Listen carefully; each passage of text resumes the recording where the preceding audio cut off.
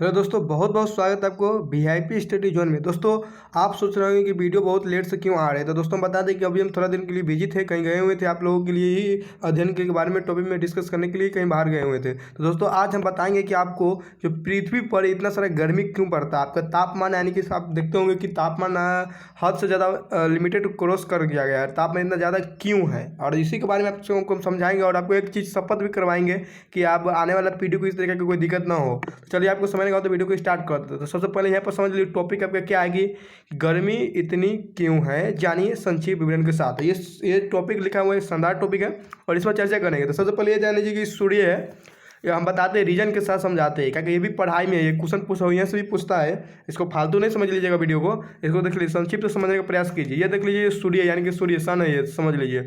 और ये सूर्य से दो प्रकार की किरण निकलती है, ठीक है। पहला एक औरत किरण निकलती है, दूसरा एक प्राइवेगिनी किरण निकलती है। और बीच में जो सूर्य के यहाँ पे जो एक परत होती है, ओजोन परत बीच में होती है, एक ओजोन परत होती है, संताप मंडल में पड़ती है। तो ये जो परत होती है ओजोन परत, तो आपको हम बता दें कि ओजोन परत से एक औरत किरण निकलती है। वो कहाँ पर पहुँचती है? पृथ्वी पे। पृथ्वी पे कौन लोग रहता है? हम लोग रहते हैं, आदमी मनुष्य जानवर सब पृथ्वी पे ही रहते हैं।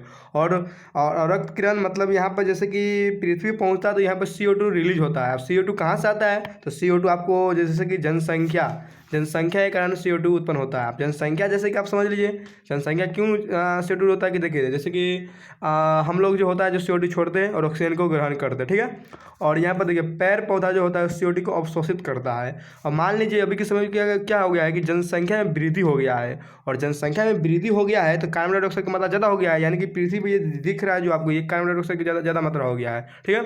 उसके कारण औरत किरण के डायरेक्ट प्रभाव पृथ्वी पड़ता है, और जिसके कारण अब ये CO2 क्या बोलता है, साला ये अब एक कठिन कर लिया है कि CO2 बोलता है कि सब मेरा तो जनसंख्या ज़्यादा हो गया है, CO2 का वो बोला कि मेरा तो मात्रा ज़्यादा हो गया है, तो हम तो पृथ्वी पे तो है, लेकिन हम औरत किरण को तो आने तो देंगे लेकिन जाने नहीं देंगे। और इसका क्या मतलब हो गया कि CO2 जो आया है उसको वो जाने नहीं देगा ऊपर। और पहले क्या होता था कि आता था फिर चल जाता था। ऐसा क्यों होता था? क्योंकि पेड़ पौधा की जनसंख्या ज़्यादा थी, लेकिन अभी जनसंख्या का ज़्यादा वृद्धि हो गया है लेकिन पेड़ पौधों की संख्या कम हो गया है। और इधर देख लीजिए ये ओजोन जो परत होता है, और ये भी अब थोड़ा क्षय हो रहा है। क्यों क्षय हो रहा है?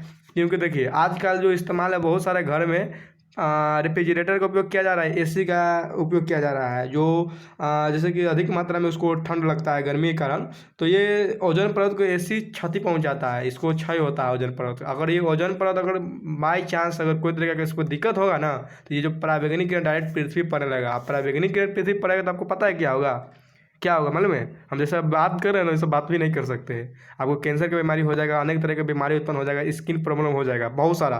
तो इस सब का उपाय क्या है? ग्लोबल वार्मिंग से बचने के लिए आपको क्या करना पड़ेगा? सबसे पहले हम बता दें आपको। इसके लिए आपको सबसे इंपॉर्टेंट टॉपिक पर बात करते हैं जो आपको कोई नहीं बताएगा। इसके लिए आपको क्या करना पड़ेगा? सबसे पहले आपको जनसंख्या पर नियंत्रित करना पड़ेगा, जनसंख्या पर रोक लगाना पड़ेगा। यानी कि सभी को लगभग दो ही बच्चा, अधिक से अधिक शादी के बाद दो ही बच्चा ही मतलब जन्म करना चाहिए, इससे ज़्यादा नहीं होना चाहिए। और इसमें हो सके तो पेड़ पौधा को हर व्यक्ति को कम से कम मिनिमम 5 लगाना चाहिए, कम से कम पेड़ 5। अब पेड़ ज़्यादा लगाइएगा तो CO2 को वो अवशोषित करेगा, CO2 को अवशोषित करेगा तभी नहीं जाएगा। और यहाँ पर समझ लीजिए ये 10% कार्बन डाइऑक्साइड छोड़ता है जनसंख्या वाला, पेड़ पौधा 5% लेता है, तो 5% तो पृथ्वी पे ही रह जाता है। उसके कारण कार्बन डाइऑक्साइड जब पृथ्वी पर रहेगा तो टेम्परेचर हीट रहता है, कार्बन डाइऑक्साइड गर्म होता है, ठीक है।